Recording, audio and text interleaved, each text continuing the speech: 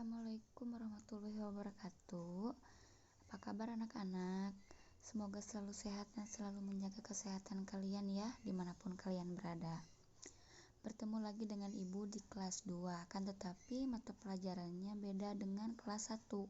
Di kelas 1 dulu Ibu mengajar bahasa Inggris, dan di kelas 2 Ibu mengajar bahasa Indonesia.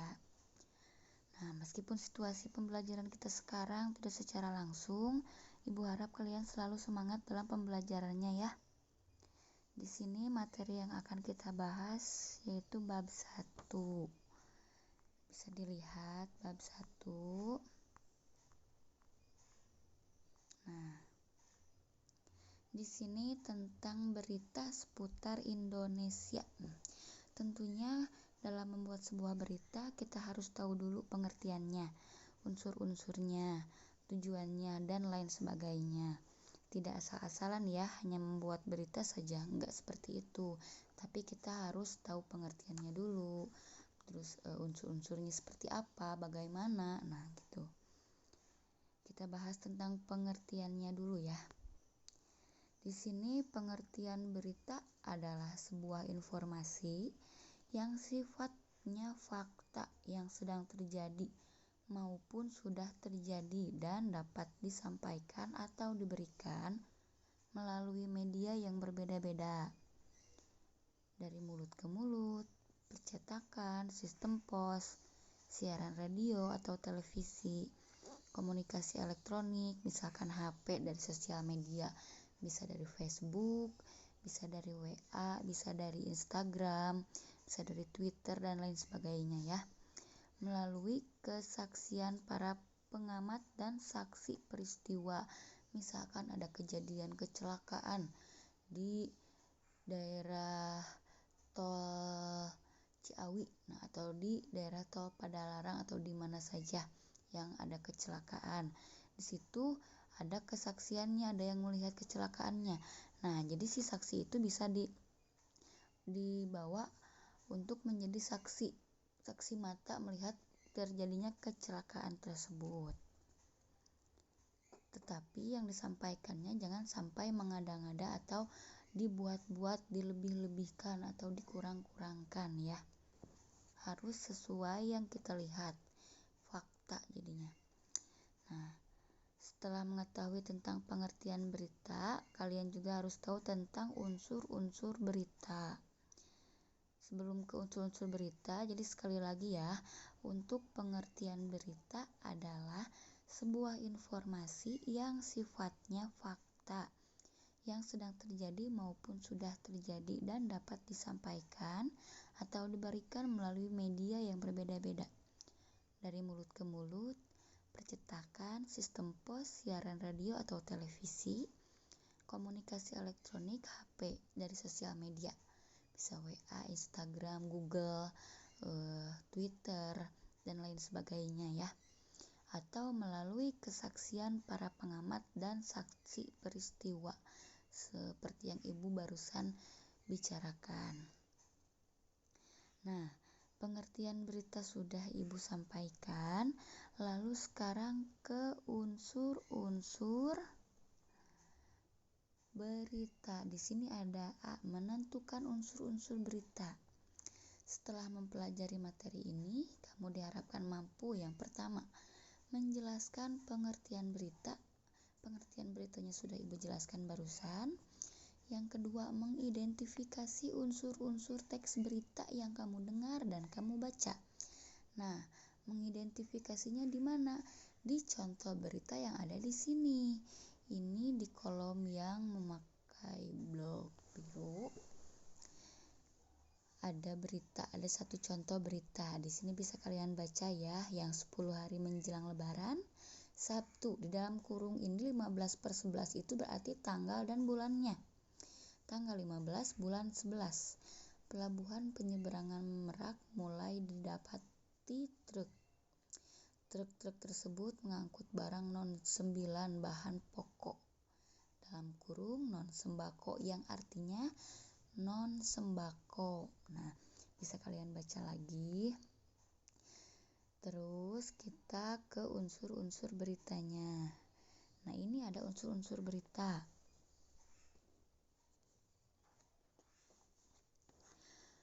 Unsur berita itu unsur apa saja yang harus ada dalam sebuah berita agar berita tersebut dikatakan berita yang baik. Di dalam unsur-unsur berita itu ada 6, yaitu yang pertama what, apa, yang kedua who, siapa, yang ketiga when, kapan, yang keempat where, di mana, kelima why, kenapa, yang keenam how, bagaimana. Nah, di sini juga ada ya. Keenam pertanyaan itu terkerangka pada rumus 5W 1H yang Ibu ucapkan 6 barusan itu berarti 5W 1H. What, apa, who, siapa, where, di mana, when, kapan, why, mengapa, dan how, bagaimana. Keenam pertanyaan tersebut merupakan cara tepat menemukan unsur-unsur berita. Nah, di sini nggak hanya memakai bahasa Inggris saja 5W1H, tetapi bisa juga dikatakan dalam bahasa Indonesia, yaitu adiksimba yang diuraikan menjadi apa, di mana, kapan, siapa, mengapa, dan bagaimana. Nah, adiksimba itu singkatan dari keenam tersebut. Jadi, kalau dalam bahasa Indonesia adiksimba, kalau di dalam bahasa Inggris 5W1H. Kalian jadi menghafal unsur-unsur berita itu bisa 5W1H dan adiksimba itu sama saja ya, hanya beda dari caranya. Yang satu bahasa Inggris, yang satu lagi bahasa Indonesia. Nah, di sini kalian bisa dipahami.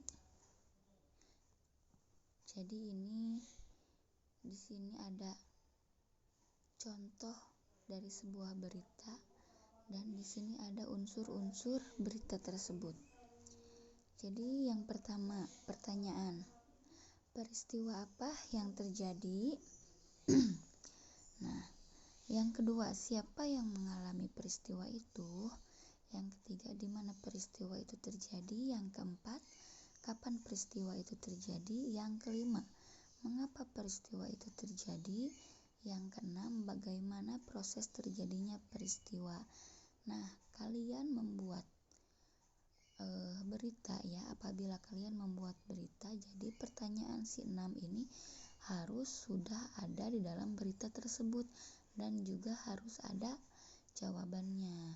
Ini pertanyaan, dan yang kolom keduanya lagi unsur-unsur berita, berarti ini jawaban dari pertanyaan tersebut. Bisa kalian pahami dulu, dibaca dan dipahami. Nah, selanjutnya tugas yang pertama dari Ibu. Di sini ada kegiatan 1.2. Manakah berita yang mengandung informasi di bidang pendidikan? Nah, di sini ada tabel. Yang pertama, peralatan praktikum sekolah itu ada yang mencuri tadi malam. Kolom yang selanjutnya, iya atau bukan.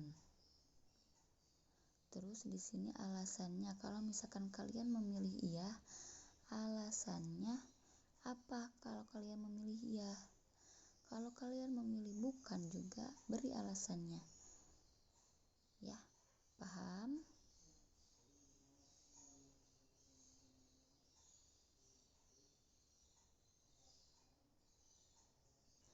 Nah, tugas yang pertama ini, jadi kalian tinggal memilih iya atau bukan dan beri alasannya. Yang di halaman 4 ya, tapi yang bagian A saja, yang bagian B tidak usah. Dan tugas yang kedua, kalian coba membuat berita yang C ini nih. Bacalah berita yang pernah kamu baca dengan baik atau kamu lihat ya.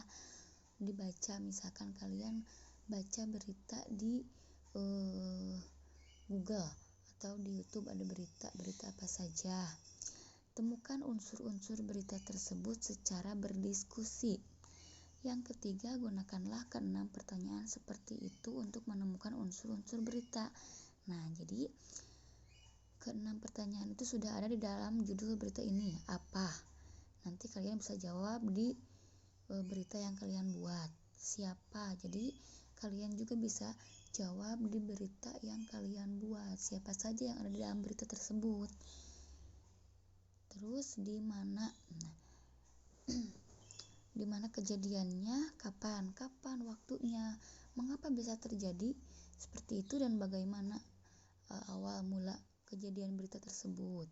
Nah, sebelum Ibu tutup, Ibu mau memperlihatkan pengertian-pengertian dari apa, siapa, di mana, kapan, dan mengapa, bagaimana.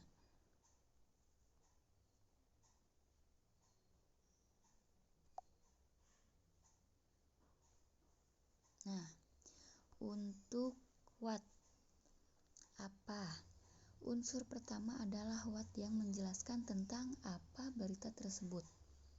Unsur what ini berkaitan dengan apa yang dibahas dalam berita dan merupakan unsur pembentuk paling penting. Unsur apa ini biasanya membahas tentang isu-isu terkini atau peristiwa terbaru yang sedang terjadi. Jadi unsur what artinya tentang apa berita tersebut dibuat. Nah, ini untuk what. Selanjutnya untuk who. Bisa kalian baca.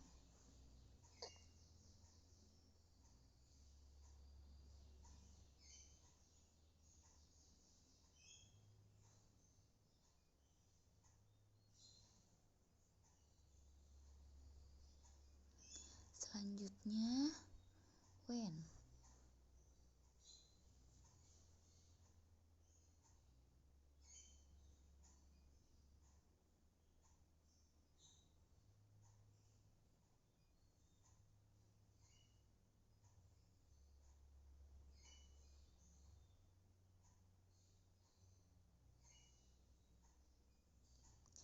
Lanjut lagi.